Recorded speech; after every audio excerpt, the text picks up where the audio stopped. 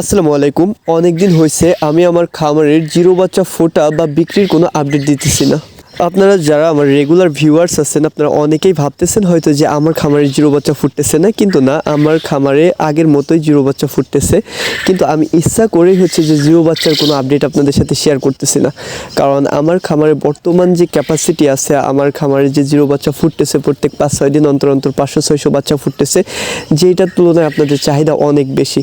যার কারণে আমি যখন জিরো বাচ্চার ভিডিও দিই তখন আপনাদের চাহিদা আরও বেশি বেড়ে যায়, যার ফলে হচ্ছে যে আমি আপনাদের বাচ্চা দিতে পারতেছি না। আর যখন আপনারা চাওয়ার পরেও আমি বাচ্চা দিতে না পারি তখন আমার অনেক বেশি খারাপ লাগে। এই কারণেই হচ্ছে যে আমি বর্তমানে জিরো বাচ্চার ভিডিও খুব কমই দিচ্ছি। তো অনেক দিন পরে আপনাদের সামনে একটা জিরো বাচ্চার ভিডিও নিয়ে আসার চেষ্টা করলাম। দেখেন স্ক্রিনে যে ভাইটাকে দেখতেছেন উনি পরপর 3বারের বাচ্চাই উনি নিয়ে গেছেন, এবং ওনার একটা ডিমান্ড ছিল যে উনি যতদিন পর্যন্ত আমাকে বলবেন যে আমার আর জিরো বাচ্চা লাগবে না বা আমার আর বাচ্চা লাগবে না অতদিন পর্যন্ত আমার ওনারে দিতে হবে। কিন্তু আমি ওনার সাথে কথা বলে এরকমই একটা করছি যে আপনি একবারের বাচ্চা নেবেন এবং পরের বারের যে বাচ্চাটা ওইটা আমি অন্যদের দিব, তারপরের বার আবার আপনি নেবেন। তো এইভাবে হচ্ছে যে উনি একবার নিচ্ছেন, পরের বার আমি আরেকজনদের দিচ্ছি, তারপরে আবার উনি নিচ্ছেন।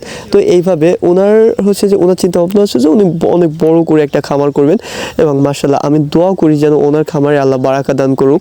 এখন পর্যন্ত যারা যারা আমার খামারে আসছেন এবং আমার খামার থেকে জিরো বাচ্চা নিচ্ছেন, আমি আলহামদুলিল্লাহ ম্যাক্সিমাম সবাইকেই খুব ভালো মানুষ পাইছি। আর ওনার কথা তো আর বলাই লাগতেছে না, কারণ একবার দুইবার তিনবার, মানে একবার দুইবার না, উনি আমার কাছ থেকে পরপরই বাচ্চা নিচ্ছেন। তো ওনার সাথে আমার সাথে যদি সেইভাবে না পড়তো বা আমার কাছ থেকে যে বাচ্চাটা নিচ্ছে সেটা যদি উনি ভালো না পাইতো বা আমার কোনো কিছুতে ওনার খারাপ লাগলে উনি একবারের পরে আর দ্বিতীয়বার আসছেন না। তো উনি যেহেতু বারবার আসতেছেন তার মানে হয়তো উনি আমার প্রতি স্যাটিসফাইড।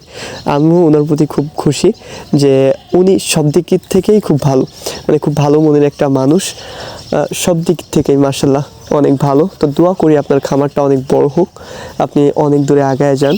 তো আজকের ভিডিওটা মূলত হচ্ছে যে জিরো বাচ্চা বা অরিজিনাল জাপানি জাতের যে বাচ্চাগুলো আপনারা যখন পারচেস করেন বা বাচ্চাগুলো অন্য খামারের থেকে নেন তখন আপনারা কি কি বিষয়ের উপর খেয়াল রাখবেন বা কি কি বিষয় খেয়াল করবেন সেই সম্পর্কে হচ্ছে যে আপনাদের এই ভিডিওতে জানাবো। যে অরিজিনাল জাপানি কোয়েল পাখির বাচ্চা কেনার সময় কি কি খেয়াল করবেন। তো ফার্স্ট খেয়াল করবেন হচ্ছে যে ভালো মানের হ্যাচারি থেকে বাচ্চা কেনার চেষ্টা করবেন। দ্বিতীয় যে বিষয়টি খেয়াল করবেন সেটি হচ্ছে যে বাচ্চা সুস্থ ও সতেজ দেখাচ্ছে কিনা তা নিশ্চিত করবেন। যে বাচ্চাটা সুস্থ এবং সতেজ দেখেই তারপর হচ্ছে যে বাচ্চাটা নিয়ে চেষ্টা করবেন।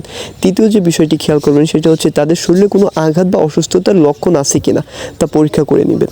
এবং চতুর্থ যে বিষয়টি আপনারা লক্ষ্য করবেন সেটা হচ্ছে বিক্রেতার কাছ থেকে তাদের খাদ্য এবং যত্নের বিষয়ে বিস্তারিত জেনে নেবেন। তো আপনারা যখন জিরো বাচ্চা পারচেস করবেন বা জিরো বাচ্চা নেবেন, অরিজিনাল জাপানি জাতের জিরো বাচ্চাটা নিতে গেলে এই বিষয়গুলো আপনাদের অবশ্যই খেয়াল রাখতে হবে।